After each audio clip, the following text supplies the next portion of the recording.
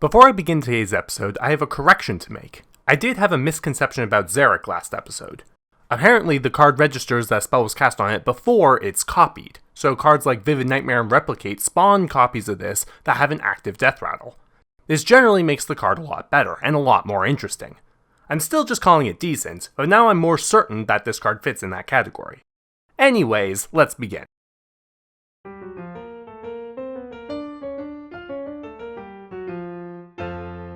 First up, we have Gloop Sprayer. 8 mana 4/4 Druid minion, Battlecry, summon a copy of each adjacent minion. Like with Replicate, we'll compare this to the other key cloner, Faceless Manipulator. This card's main advantage is that it can create 2 clones, which, let's be honest, a circumstance where you'll have 2 cards on the field and be willing to spend 8 mana on copying them is kind of hard to come by. A big minion druid could potentially make it work, if it can get control of the board. Comparing this to Faceless Manipulator, the 4/4 extra stats is basically a bonus to negate how hard to play this card is. So we'll need to create 8 mana of value for this to be balanced. Duplicating just 1 Primordial Drake wouldn't be enough, but duplicating just 1 Lich King might be. Considering the difficulty of playing this weighed with the potential power, I'd say that this is decent if decent. Perhaps use it in a ramp druid that can make use of the Battlecry. I don't recommend using this card for a combo OTK deck, unless you're in Wild with Aviana Kun. Next, we have Juicy Psych Melon. 4 mana druid spell, draw a 7, 8, 9, and 10 cost minion from your deck. This card provides precision draws of 4 other cards, which has its pros and cons. These cards being high costed makes it such that it's nearly impossible to play those cards the same turn that you play this. This makes this card a terrible top deck, for example, since the remaining 6 mana that you have that turn cannot be spent on anything that's drawn. Likewise, playing this card on turn 4 means that the 4 cards drawn can't be played for a few turns. So this card provides all the benefits of drawing specific cards, while limiting your access to playing them. But if a specific plan needs to be enacted with these minions, then this card would be very powerful for drawing them. Clearly, this is decent if decent. It can draw 4 cards if you're wise about deck building. As such, be careful to consider if drawing the selected cards is as strong as you think it would be for the deck that you've built. Now we have Dream Petal Florist. 7 mana 4/4 druid minion. At the end of your turn, reduce the cost of a random minion in your hand by 7. The 4/4 stats are practically negligible for this card. Like Arcane Tyrant, having limitations on when a 0 mana 4/4 can be played keeps the card balanced. Even discounting a card like Lich King won't often be a huge advantage, unless combined with a card like Gloop Sprayer or Faceless Manipulator. In which case, you risk this card landing on your Faceless Manipulator, reducing its effectiveness. So not as straightforward to use as it might first seem. So what is this card strongest with? That's right, Malygos, or more accurately, cards with a whenever you do something effect. Those types of cards are few and far between, Malygos and Illidan being the only examples I can think of off the top of my head. Malygos' weakness is the resources needed to place him on the field, and this Florist diverts those resources to the turn before. It wouldn't be too challenging to create a 2-turn kill deck that employs this card to make Malygos do Tremendous Burst. But of course, Demonic Project counters that hard, so don't assume such a deck is invincible. Overall, this card is, like many others, decent if decent. Next, we have Meteorologist. 6 mana 3/3, Battlecry. For each card in your hand, deal 1 damage to a random enemy. Compare this to Avenging Wrath, which has seen play, but only in Even Paladin. Even in odd decks usually don't count when it comes for judging how strong the cards in them are.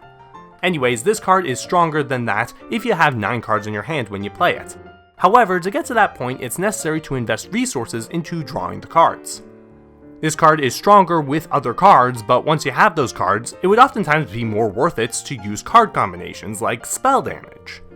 And if you're using a deck that draws a lot but doesn't have many combinations, then what are you doing? A deck focused on playing minions while lots of cards are in hand should have significant ways to get large value, like the current Token Druid does. So while this card is decent if decent, since by definition it can be strong and it's not that hard to make it that way, I'll note that the deck it fits into seems to have a counterproductive strategy. If you're going to build a deck with lots of cards in hand, I expect you to do something more impressive than just play Meteorologist. Up next we have Luna's Pocket Galaxy. 7 mana mage legendary spell, change the cost of minions in your deck to 1. This card has a lot of parallels with Academic Espionage. However, this card eliminates all of the weaknesses that 4-cost spell has. Keeping a heavy amount of minions in a mage deck can enable this to become very valuable. making any moderate cost minions you have in your deck become very powerful. Additionally, this card has excellent synergy with its creator, Luna Stargazer, provided that only minions and cheap spells are kept in the deck. Strong card draw like Arcane Intellect and Book of Spectres also works well here. This actually weaves an interesting web of synergy between these other mage cards. Drawing cards fills your hand with cheap minions that are strong the more cards you have. So if you play Meteorologists, now you end up with a 1 mana 3/3 that deals lots of random damage. That's good stuff all around. So in a deck built wisely for it, this card can provide huge swings of power. That's definitely amazing. This might just revive the hand mage deck, though more likely it'll be used in Elemental Mage. Next we have Reom Vial. 5 mana rogue spell, trigger a friendly minion's death rattle twice. That's something.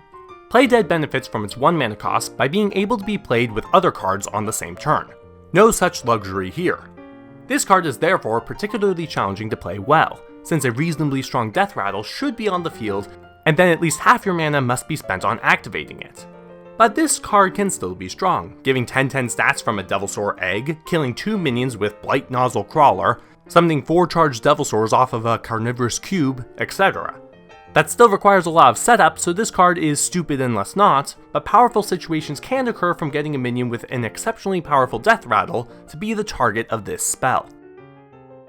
Up next we have Reom Blade. 3 mana 3/2 rogue weapon, death rattle, trigger the death rattle of a random friendly minion. A 3 mana 3/2 weapon by itself is fine, but in rogue less so. Such a weapon would limit rogue's use of its hero power. Though there is a silver lining. If you're in a pinch to activate a death rattle, this card can be destroyed by using your hero power. Another advantage this card has is that it can be saved to activate a death rattle you play next turn. Turn 3 Reom Blade, turn 4 Blight Nozzle Crawler? Not bad, if Blight Nozzle were actually capable of carrying its weight. So this card is amazing if used right. In some ways it can actually be easier to use than play dead, so all that's needed is a strong death rattle. Moving on we have Storm Chaser. 4 mana 3/4 Shaman Elemental, Battlecry, draw a spell from your deck that costs 5 or more. I mean, yeah, a precision draw that is usable for most control decks? That's pretty good! If you've already drawn those spells, then this card is a bit less useful, but that's a manageable hurdle. I'm not going to stress any further about this card, it's perfectly alright. Next we have Voltaic Burst. 1 mana Shaman spell, summon 2 1/1 Sparks with Rush. Overload 1. The Sparks are elementals. A 1 mana summon 2 1/1s is pretty good, but this card adds on the Overload and the Rush.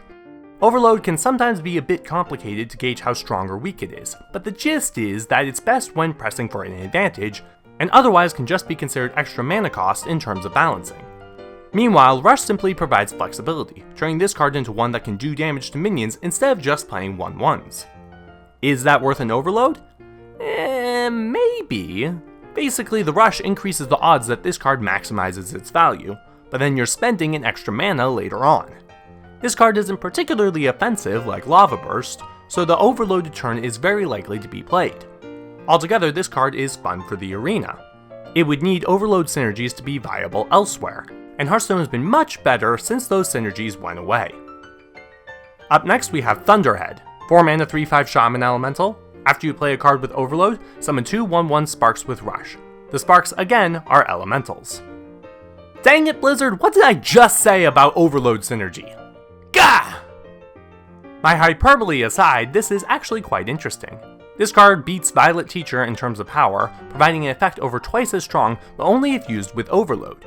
Additionally, this effect is defensive thanks to the Rush. As such, this card can defend itself with the Sparks in order to increase the odds that it can spawn even more Sparks. This is exactly the type of card that you'd want to play on turns 4 or 5. Altogether, this card is plenty powerful, provided enough Overload cards are used. So, amazing if used right. Next we have the Solarium.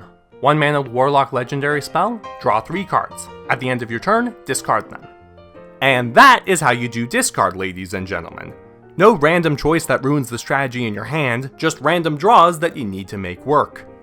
This card is kind of like a bargain. You spend 1 mana and 1 card to play something. Looking at this card like it gives card advantage is a mistake. Look at it instead as 1 card with multiple options. For example, let's say you draw a Dreadlord, a Flame Imp, and a Void Ripper. Don't consider these as 3 separate cards, but rather as options for how the Solarium plays. Is it in total a 7 mana summon these minions, or a 9 mana summon these ones, or a 2 mana summon a Flame Imp? You get to decide. So you spend 1 mana to transform this card into this decision-making process, and the more you invest in the decision, the better it is. Of course, you can also just use this within your deck or fish for lethal, but whatever. In the end, it's pretty good. It would work best in an aggressive or mid-range Warlock, since Control enjoys keeping its power pieces. Plus, Blood Reaver Gul'dan doesn't get along with this, so maybe don't build your deck with both that card and this one. Finally, we have Mecca Thune. 10 mana 10/10 legendary mech. Death Rattle, if you have no cards in your deck, hand, and battlefield, destroy the enemy hero. What? I mean, this card is basically useless in a deck that isn't tailored specifically to that Death Rattle. It's too slow to use otherwise. With that in mind, all you need to do is build a deck that uses or destroys all of its cards, then play this, then get killed while you have no cards. And cross your fingers your opponent doesn't have a transform effect. Okay, so clearly this isn't going to work. So instead, loopholes. Recruiting this card, if it's the last in your deck, would give you the mana to use a final card to finish it off. Alternatively, if you have no other Death Rattles, a card that resurrects Death Rattle minions could be used to bring this back, again allowing for its destruction. Plenty of people will be working hard to find a combination that can use this card, and the search is actually kind of exciting. Now, is this stupid? Absolutely. But if a deck can be made that makes its objective to eliminate all of its cards, this can potentially be used to win the game. Will it though? Probably not without a few other cards to help it out.